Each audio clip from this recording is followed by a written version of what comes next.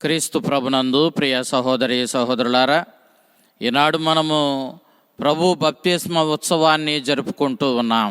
ఈ సందర్భంగా మనము దివ్య గ్రంథ పట్టణాలను పరిశీలించినప్పుడు మొదటి పట్టణము యెషయా గ్రంథం 42వ అధ్యాయం 1వ వచనం నుంచి 4వ వచనం వరకు 6-7 వచనాలు.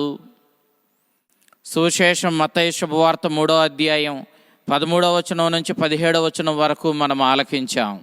యెషయా ప్రవక్త క్రీస్తు ప్రభు పుట్టుకకు పూర్వం 600 సంవత్సరాల క్రితం దైవ సేవకుని గూర్చి కొన్ని ప్రవచనాలు చెప్పాడు. మరి ముఖ్యంగా అతడు 4 సందర్భాలలో యావే సేవకుని గూర్చి ప్రవచించాడు. ఈ యావే సేవకుని గూర్చి ప్రవచించిన ఈ 4 ప్రవచనాలలో మనం ఈనాడు 2వ యెషయా చెప్పినటువంటి ఆ ప్రవచనాన్ని మనం చూస్తూ ఉన్నాం. అతడు పవిత్ర ఆత్మచేత నింపబడినటువంటి సేవకుడని, అతడు తండ్రిని ఆ దేవుణ్ణి సంతోషపెట్టి దైవ చిత్తానుసారము జీవించి దేవుని చిత్తమైన మానవాళి రక్షణను సాధించి పెడతాడని, ఆ సేవకుడు ఎవరో కాదు యేసుక్రీస్తువేనని మనం నూతన నిబంధనలో స్పష్టంగా చూస్తూ ఉన్నాం. ఈ దైవ సేవకుడు దేవుని సంతోషపెట్టడం కోసం, దైవ చిత్తాన్ని నెరవేర్చడం కోసం అనేక శ్రమలను, అనేక అవమానాలను సహిస్తాడని, ఆ అవమానాలను, శ్రమలను సహించి దైవ చిత్తాన్ని నెరవేర్చి మానవాళి తరపున తాను గాయపడి మానవాళి యొక్క పాపమునకు, మరణానికి అతడు పరిష్కారాన్ని తీసుకుని వస్తాడని, మానవాళి రక్షణార్థం అతడు గాయపడి మానవాళికి స్వస్థతను తీసుకుని వస్తాడని యెషయా ప్రవక్త 4 సందర్భాలలో ప్రత్యేకంగా చెప్పినటువంటి ఈ దైవ సేవకుని గూర్చినటువంటి ఈ ప్రవచనాన్ని మనం మొదటి పట్టణంలో ఆలకిస్తూ ఉన్నాం. యెషయా గ్రంథం 53వ అధ్యాయం 4వ వచనము 5వ వచనం మనం చూసినప్పుడు చాలా స్పష్టంగా ఆ దైవ సేవకుడు ఏ విధంగా మానవాళి కోసం నలిగిపోతాడో, ఏ విధంగా దేవుని చిత్తాన్ని నెరవేర్చడం కోసం తన జీవితాన్ని బలిగా అర్పించుకుంటాడో, ఏ రీతిగా అతడు మానవ రక్షణను సాధించి పెడతాడో యెషయా ప్రవక్త చాలా స్పష్టంగా తెలియచేస్తూ ఉన్నాడు. ఒకసారి మనం ఆ 2 వచనాలను చదువుకుందాం. జనులు అతనిని తిరస్కరించారు, అయినను అతడు మన బాధలను భరించెను, మన దుఃఖములను వహించెను. ప్రభు అతనిని మోది శిక్షించి దుఃఖపెట్టినని మనం భావించితిమి. కానీ అతడు మన తప్పిదముల కొరకు గాయపడెను, మన పాపముల కొరకు నలిగిపోయెను. అతడు అనుభవించిన శిక్ష ద్వారా మనకు స్వస్థత కలిగెను, అతడు పొందిన దెబ్బల ద్వారా మనకు ఆరోగ్యము చేకూరెను అని యెషయా ప్రవక్త దైవ సేవకుని గూర్చి చెప్పినటువంటి ఈ ప్రవచనాలను యెషయా గ్రంథము 53వ అధ్యాయము 3, 4, 5 వచనాలలో మనం స్పష్టంగా ఆలకిస్తూ ఉన్నాం. నూతన నిబంధనలో మన కోసం గాయపడి మనకు స్వస్థతనిచ్చింది ఆ దైవ సేవకుడు ఎవరో కాదు యేసుక్రీస్తువేనని మనం చాలా స్పష్టంగా అర్థం చేసుకోగలుగుతూ ఉన్నాం. బప్తిస్మ యోహాను తాను ఇచ్చిన బప్తిస్మము నీటి బప్తిస్మము. ఈ బప్తిస్మం మీరు హృదయ పరివర్తన చెందారని, పాపాన్ని విడనాడారని, దేవుని రక్షణను కోరుకుంటున్నారని ఒక సూచనగా ఇవ్వబడినటువంటి నీటి బప్తిస్మము. బప్తిస్మ యోహాను ఇచ్చిన బప్తిస్మానికి పాపాలను పరిహరించే శక్తి లేదు. అలాంటి సందర్భంలో పాపాత్ములు వెళ్ళి వాళ్ళు హృదయ పరివర్తన చెందుతున్నారని సూచిస్తూ పొందే ఆ నీటి బప్తిస్మాన్ని యేసుక్రీస్తు ఎందుకు పొందవలసి వచ్చింది అనే విషయం ఆదిమ క్రైస్తవులకు అర్థం కాలేదు. కానీ తరువాత కాలంలో వారు విషయాన్ని గ్రహించుకోగలిగారు. మనం లూకా శుభవార్త 12వ అధ్యాయము 50వ వచనం చూసినప్పుడు, నేను శ్రమల బప్తిస్మం పొందవలసి ఉంది, అది పొందినంత వరకు నా ఆత్మకు శాంతి లేదు అని చెప్పి యేసుక్రీస్తు స్పష్టంగా తెలియజేయడాన్ని మనం చూస్తూ ఉన్నాం. ఆ బప్తిస్మము అతడు శిలువ మరణం ద్వారా పొందినట్లుగా మనం చూస్తూ ఉన్నాం. బప్తిస్మ యోహాను ఇచ్చిన బప్తిస్మంలో నీటిలో మునగడము, నీటి నుండి బయటకు రావడము మనం చూస్తూ ఉన్నాం. ఇక్కడ నీటిలో మునగడం మనకి మరణానికి గుర్తుగా ఉంది, నీటి నుండి బయటకు రావడము జీవానికి గుర్తుగా ఉంది. యేసుక్రీస్తు మనందరి తరపున అతడు బప్తిస్మ యోహాను దగ్గర బప్తిస్మం పొందినట్లుగా మనం గ్రహిస్తూ ఉన్నాం.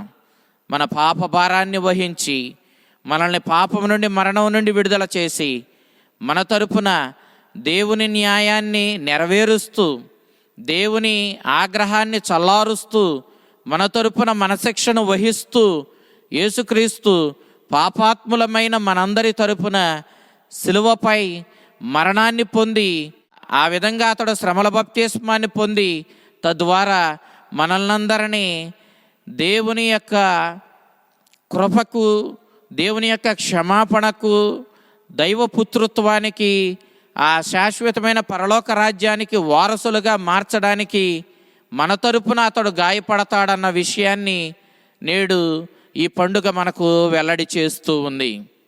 నిజానికి క్రీస్తుకి బప్తిస్మ యోహాను ఇచ్చే బప్తిస్మం పొందవలసిన అవసరం లేదు, క్రీస్తులో పాపం లేదు. కానీ క్రీస్తు మనందరి తరపున అతడు మన పాపాన్ని వహిస్తూ, మన శిక్షను సహిస్తూ, అతడు మనల్ని అందరినీ పాపం నుండి, మరణం నుండి విడుదల చేసి దేవుని బిడలుగా, నిత్య జీవానికి వారసులుగా మార్చడం కోసం మన తరపున, మన స్థానంలో అతడు శిలువ మరణాన్ని వహిస్తాడన్న విషయాన్ని నేడు బప్తిస్మ యోహాను దగ్గర పొందిన బప్తిస్మం ద్వారా వెల్లడి చేస్తూ ఉన్నాడు. బప్తిస్మ యోహాను ఇచ్చే బప్తిస్మంలో యేసుక్రీస్తు ఈ ప్రపంచానికి ఒక గొప్ప సత్యాన్ని వెల్లడి చేశాడు. రేపటి రోజున ఇదిగో ఈనాడైతే మీ అందరి తరపున నేను బప్తిస్మ యోహాను బప్తిస్మాన్ని స్వీకరిస్తున్నాను. నేను పాప క్షమాపణ కోరుకుంటూ హృదయ పరివర్తన చెంది మీరు పొందుతూ ఉన్నటువంటి ఈ హృదయ పరివర్తనకు సూచన అయినటువంటి ఈ యోర్దాను నదిలో బప్తిస్మ యోహాను దగ్గర బప్తిస్మాన్ని మీ తరపున నేను పొందుతూ ఉన్నాను. నిజానికి నాలో పాపము లేదు, నేను బప్తిస్మ యోహాను యొక్క బప్తిస్మం పొందవలసిన అవసరం లేదు. కానీ మీ అందరి తరపున నేను ఈ బప్తిస్మాన్ని పొందుతూ ఉన్నాను, మీ స్థానంలో నేను ఈ బప్తిస్మాన్ని స్వీకరిస్తున్నానని ప్రభు ఈనాడు వెల్లడి చేస్తున్నాడు. ఈ యోర్దాను నదిలో యేసుక్రీస్తు పొందిన ఈ నీటి బప్తిస్మం ద్వారా, బప్తిస్మ యోహాను చేతిలో యేసుక్రీస్తు పొందిన ఈ బప్తిస్మం ద్వారా యేసుక్రీస్తు ఇంకొక గొప్ప సంఘటనని సూచిస్తూ ఉన్నాడు. అది ఏమిటంటే, ఈనాడు యోర్దాను నదిలో మన తరపున బప్తిస్మం పొందాడు. రేపటి రోజున కల్వరిగిరిలో శిలువపై శ్రమల మరణాన్ని ఎదుర్కొని శ్రమల బప్తిస్మం మన తరపున పొందుతాడు. అతడు మన తరపున గాయపడతాడు, అతడు మన పాపములను సహిస్తాడు, మన తరపున అతడు గాయపడి మనకు స్వస్థతను చేకూరుస్తాడు.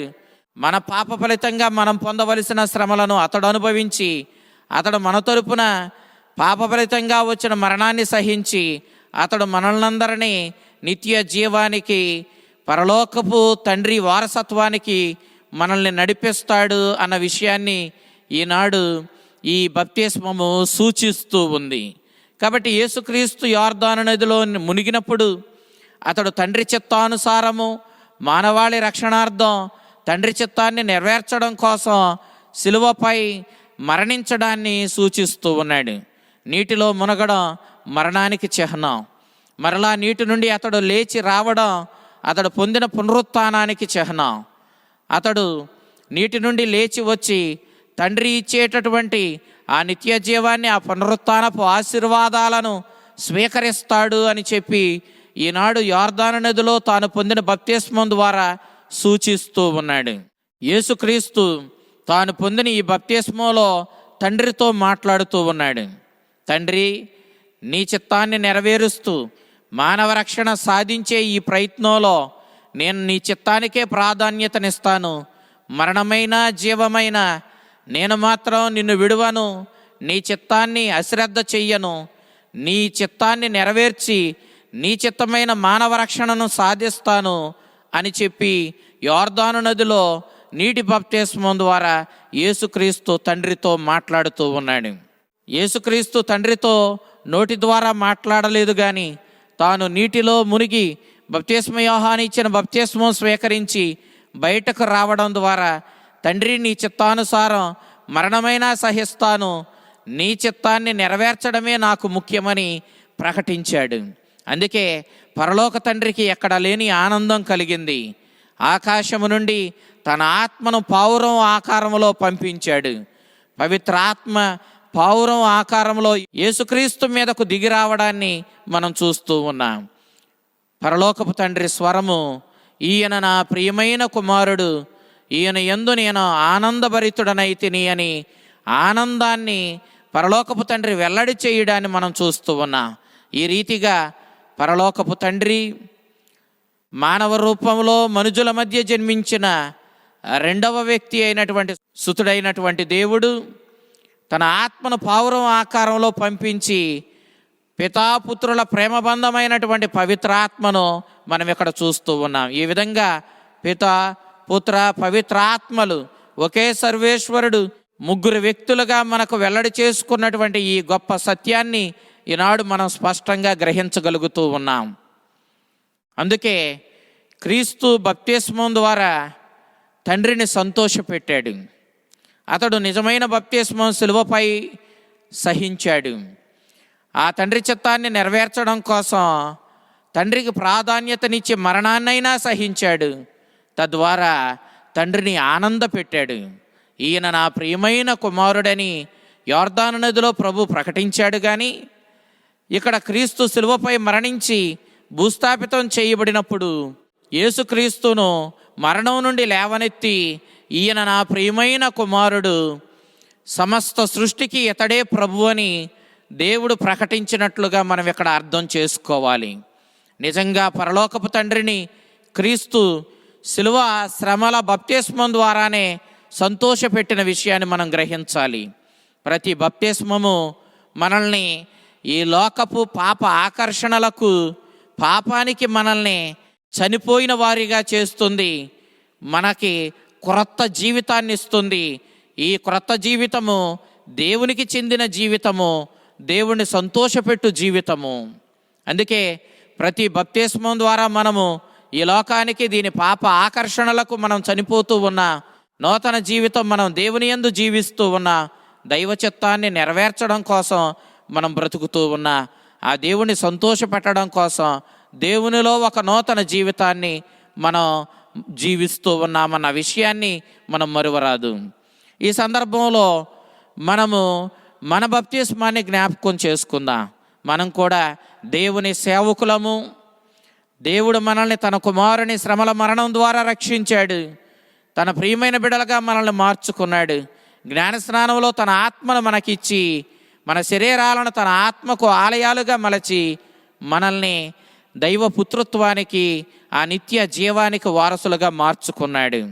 అలాంటి ఆ ప్రభు ఇచ్చిన జ్ఞానస్నానంలో మనమందరము సాతానుని విడిచిపెడుతున్నామని, దేవుని విశ్వసిస్తున్నామని, ఆ సృష్టికర్త రక్షకుడు మనల్ని బలపరిచి నడిపిస్తున్నటువంటి ఆ త్రిత్వైక దైవాన్ని, పితాపుత్ర పవిత్రాత్మలను మనం విశ్వసిస్తున్నామని ప్రకటిస్తూ ఉన్నాం. అయితే మనం ఎంతవరకు ఈ జ్ఞానస్నానంలో ఇచ్చినటువంటి ఈ ప్రమాణాలను నిలబెట్టుకొని పాపానికి మరణిస్తూ నూతన జీవితం దేవుని యందు మనం జీవించగలుగుతూ ఉన్నా, దేవుని వాక్యానుగుణంగా ఆయన చిత్తాన్ని నెరవేరుస్తూ ఎంతవరకు జీవిస్తూ ఉన్నా, జ్ఞానస్నానం పొంది మనం దేవుని బిడ్డలమయ్యా, ఇది గొప్ప వరము, దేవుడు మనకిచ్చిన ఉచితానుగ్రహము. ఈ సత్యాన్ని మనం గ్రహించి దేవునికి కృతజ్ఞతలు తెలియచేయాలి. ఫ్రాన్స్ దేశాన్ని పరిపాలించిన 9వ లూయిస్ అనేటటువంటి రాజు తాను అధికార పత్రాలపై సంతకాలు పెట్టేటప్పుడు ఆ రాజు ఈ విధంగా పొయ్యిసీకి చెందిన లూయిస్ అను రాజు అని సంతకం పెట్టేవాడు.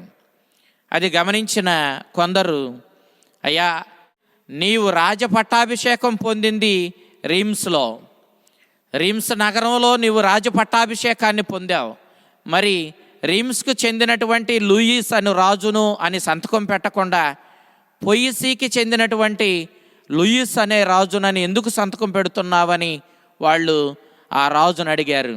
అందుకు ఆ లూయిస్ రాజు ఈ విధంగా చెప్పాడు, నేను దేశాన్ని పరిపాలించే గొప్ప రాజునే అయినా అంతకంటే గొప్ప వరం నేను జ్ఞానస్నానంలో దేవుని బిడ్డగా మారడము. నేను పొయిసి నగరంలోనే జ్ఞానస్నానం పొందాను కాబట్టి, అక్కడే ఆ జ్ఞానస్నానం ద్వారా నేను దేవుని బిడ్డనయ్యాను కాబట్టి, నేను పొయిసికి చెందినటువంటి లూయిస్ అను రాజునని సంతకం పెట్టడానికే ఇష్టపడుతూ ఉన్నాను. ఎందుకంటే నేను దేవుని బిడ్డగా మారడమే నాకు దేవుడిచ్చిన గొప్ప వరము. అది నేను పొయిసి అనే నగరంలోనే పొందాను కాబట్టి ఆ నగరానికి చెందిన రాజునని చెప్పుకోవడానికే ఇష్టపడుతున్నాను అని చెప్పాడు. మనము జ్ఞానస్నానం ద్వారా దేవుని బిడ్డలమయ్యాం. దేవుని బిడ్డలుగా మనము మారడం అనేది దేవుడిచ్చిన గొప్ప వరము. మనల్ని పాపము నుండి కడిగివేసి తన బిడ్డలుగా దేవుడు జ్ఞానస్నానంలో మార్చుకుంటూ ఉన్నాడు. మనము కలకత్తా నగరానికి చెందినటువంటి పునీత మదర్ తెరేసాను మనం చూసినప్పుడు, ఆ పునీతురాలు 10వ తారీఖు సెప్టెంబర్ నెల 1946 సంవత్సరంలో కలకత్తా నుండి డార్జిలింగ్ పట్టణానికి వెళుతూ ఉండగా ట్రైన్ ప్రయాణంలో ఆమెకు దేవుని స్వరం వినిపించింది. నీవు పేదలకు సేవ చేయమని వినిపించిన ఆ స్వరానికి తగ్గట్లుగానే తన జీవితమంతా పేదలకు సేవ చేసి గొప్ప పునీతురాలిగా ఆమె మన మధ్య ఉంది.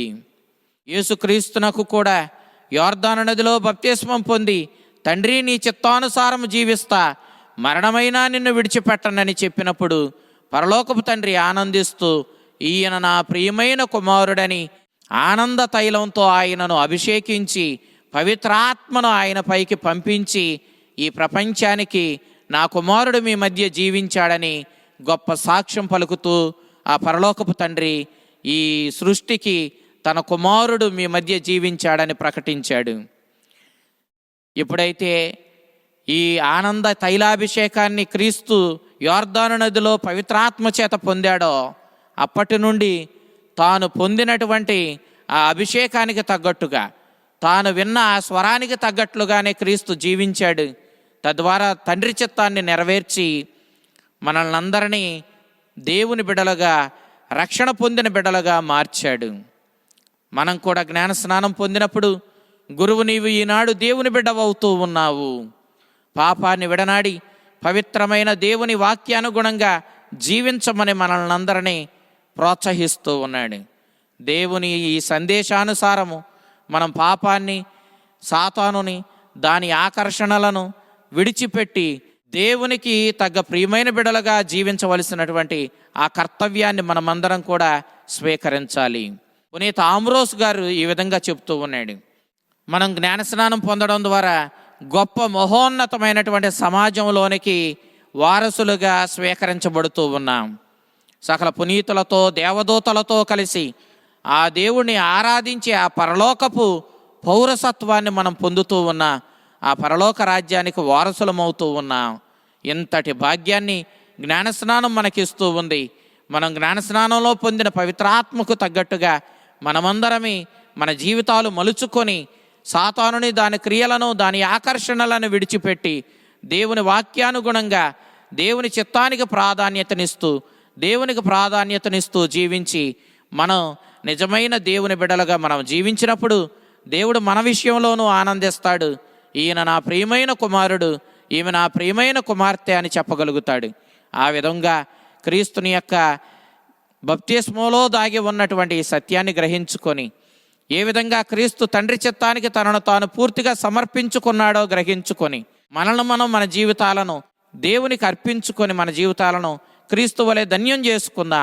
ఆ విధంగా క్రీస్తు వలె దైవ చిత్తానికి ప్రాధాన్యతనిస్తూ జీవించి మన జీవితాలను ధన్యం చేసుకునే శక్తిని మనకు అనుగ్రహించమని ఈనాడు యోర్దాను నదిలో బప్తిస్మం పొంది మనందరి రక్షణార్థం మన తరపున శ్రమలు అనుభవించి మరణానికైనా సిద్ధమైన ఆ కారుణ్యమూర్తిని అడుగుదా.